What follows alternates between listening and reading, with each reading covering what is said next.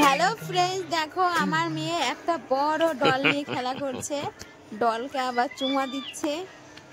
কত খুশি বড় পুতুলটা পেয়ে।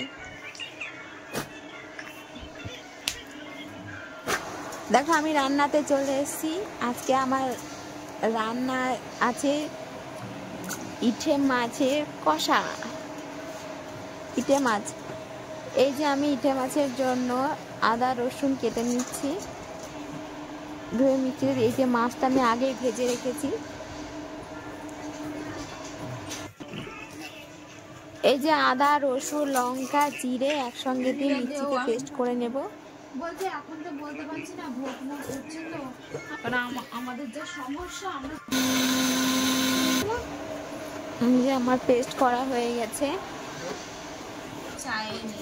এখন আমি টমেটো পেঁয়াজগুলো কেটে নেব।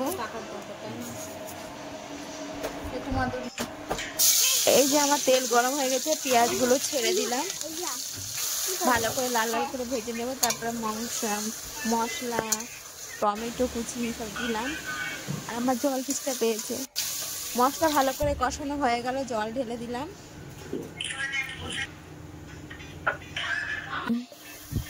এবার ঝোলটা আমার ফুটে গেছে।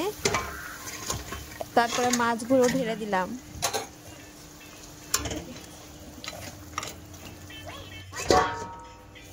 তারপরে সিদ্ধ হতে ঢেকে নিলাম।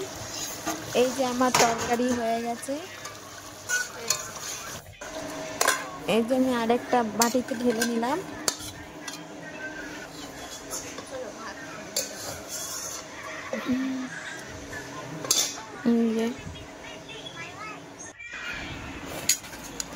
এখন চলে এসেছি আমরা খেতে। আমি আমার মেয়ে খেতে চলে এলাম। আমার মেয়েকে যে ভাত খাওয়াচ্ছে, আমার মেয়ে ফোন দেখছে আর ভাত খাচ্ছে।